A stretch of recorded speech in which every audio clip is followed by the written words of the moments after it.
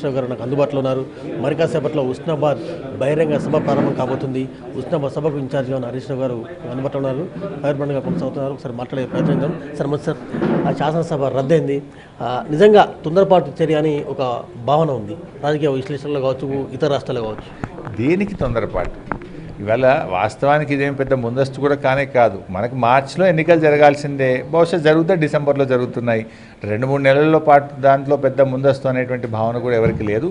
ఇది కొద్దిమంది రాజకీయ పార్టీలు, కాంగ్రెస్ లాంటి పార్టీలు తమ చేతగానితనాన్ని ఈ రకంగా రుద్దే ప్రయత్నం చేస్తున్నారు. బలమైన కారణం చెప్పకుండా అసెంబ్లీ రద్దు చేయడం ఇప్పుడు దీంట్లో ఏమి ఇబ్బంది ఉంది? ఎలా టీఆర్ఎస్ పార్టీ ఏం కోరుకుంటుంది? ఈ రాష్ట్రం బాగా పరిపాలన జరగాలి, ఈ రాష్ట్రంలో మెరుగైనటువంటి సుపరిపాలన జరగాలి.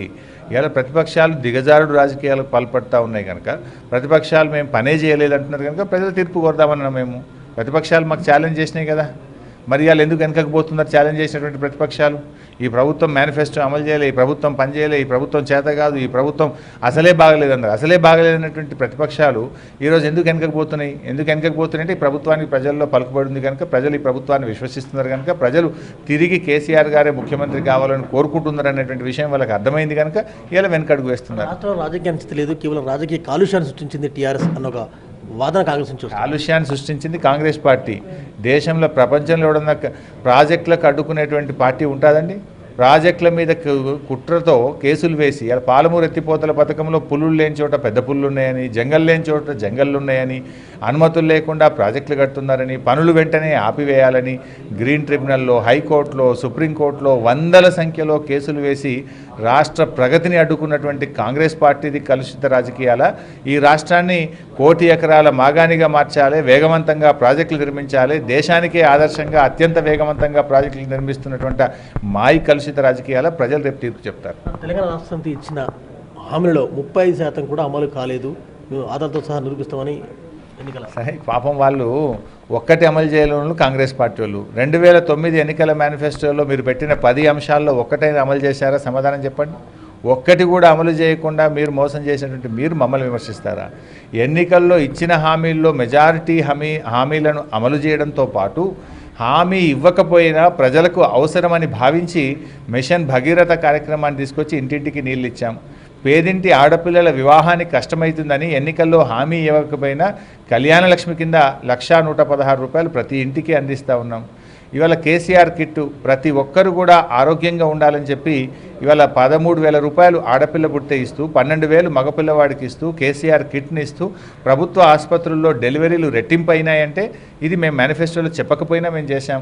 పేద పిల్లలకు సన్న బియ్యం, పాత బియ్యంతో కడుపు నిండా అన్నం పెట్టే కార్యక్రమం తెచ్చాం. ఇవాళ ఒక్కటి కాదు, ఇలా మేము రైతు బంధు 12,000 కోట్ల రూపాయలు ప్రతి ఎకరానికి 8,000 రూపాయలు ఇచ్చేటువంటి రైతు బంధు కార్యక్రమం తెచ్చాం. 1,000 కోట్ల రూపాయలతోనే 5 లక్షల రూపాయల బీమా ఇచ్చే రైతు బీమా సౌకర్యం తెచ్చాం. 1,000 కోట్ల రూపాయలతోని ప్రతి మండల కేంద్రంలో గోడౌన్ కట్టి రైతులకు ఎరువులు, విత్తనాల కొరత లేకుండా ఈరోజు మేము చూడడం జరిగింది.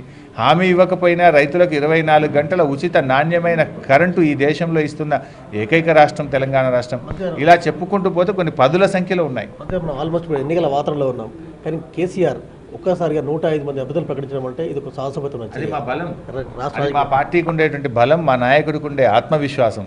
మీకు బలం లేదు, మీకు ఆత్మవిశ్వాసం లేదు, ప్రజల్లో పలుకుబడి లేదు కనుక మీరు మాట్లాడతారు. 105 మంది అభ్యర్థుల ప్రకటనే మా బలం, వారి బలహీనత తెలుస్తారు కదా ప్రజలు రేపు. అల్టిమేట్గా ఎవరి బలం ఏందో, ఎవరి బలహీనత ఏందో, ప్రజలు ఏమనుకుంటున్నారో, ఎవరి పరిపాలన ఏందో, ఎవరి రాష్ట్రంలో ప్రగతిని, విద్యుత్ ప్రాజెక్టులను అడ్డుకున్నది ఎవరు, ఇరిగేషన్ ప్రాజెక్టులను అడ్డుకున్నది ఎవరు, ఈ రాష్ట్ర ప్రగతికి అడ్డుగోడగా నిలుస్తున్నది ఎవరు, ప్రగతి నిరోధకులుగా ఎవరు నిలబడ్డారు, ప్రగతి కార్య సాధకులుగా ఎవరున్నారనే విషయం రేపు ప్రజలు తెలుస్తారు. అంటే ఎంఐఎంతో ఒక పక్క కుమ్మక్కని, మరొక పక్క బీజేపీతో అలయన్స్, అంటే రకరకాల 2 పడవలతో టీఆర్ఎస్ వెళ్తుందని ఒక వాదన కూడా వస్తుంది.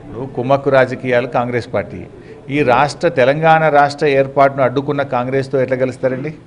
చివరి నిమిషం దాకా చంద్రబాబు నాయుడు కాలికి బల్బం కట్టకుండా గల్లీ గల్లీ తిరిగి రాష్ట్రం తిరిగి రాష్ట్ర ఏర్పాటును అడ్డుకున్న చంద్రబాబుతో కలుస్తున్నది కాంగ్రెస్ పార్టీ.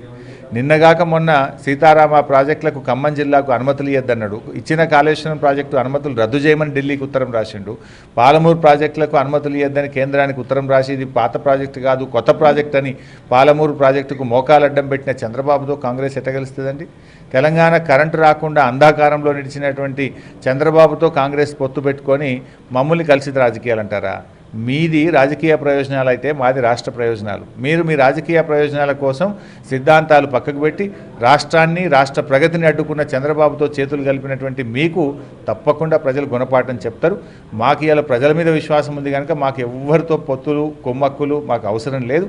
100% టీఆర్ఎస్ పార్టీ సింగిల్గానే పోటీ చేస్తుంది, 100 సీట్లు సాధిస్తుంది. అంటే ఎంఐఎంతో ఫ్రెండ్లీ ధోరణి, బీజేపీతో కొంత అవగాహన. మా అవగాహన తెలంగాణ ప్రజలతో మా అవగాహన.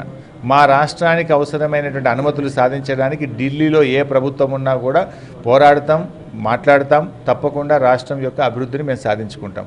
మళ్ళీ చెప్తాం, మాకు బీజేపీ అయినా కాంగ్రెస్ అయినా రెండూ సమాన దూరమే. రెండు జాతీయ పార్టీల పట్ల మేము దూరంగానే ఉంటాం. మేము రాష్ట్ర ప్రజలే హైకమాండ్గా, తెలంగాణ రాష్ట్ర ప్రజలే కేంద్రంగా ఈ పార్టీ పనిచేస్తుంది. ఢిల్లీలో ఏ ప్రభుత్వం ఉన్నా అవసరమైతే పోరాడతాం.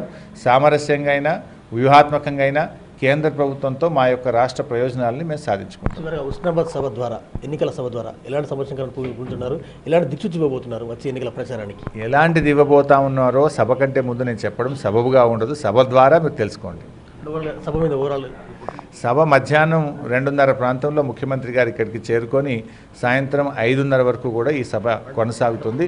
అచ్చంగా హుస్నాబాద్ నియోజకవర్గ సభ ఇది. ఈ నియోజకవర్గానికి సంబంధించినటువంటి ప్రజలు, కార్యకర్తలు, జనం ఈ నియోజకవర్గం నుంచి వస్తారు. ముఖ్యంగా ఈ హుస్నాబాద్ నియోజకవర్గ చరిత్రలో గతంలో ఎప్పుడు ఏ నాయకుడికి, ఏ పార్టీకి రానంత మంది జనం చరిత్రలో మిగిలిపోయే విధంగా పెద్ద ఎత్తున ఈ సభ జరిగి తీరుతుంది. థ్యాంక్ యూ వెరీ మచ్ మంత్రి గారు. సో మొత్తానికి మరి కాసేపట్లో ఉస్నాబాద్ సభ భారీ ఎత్తున జరగబోతుంది.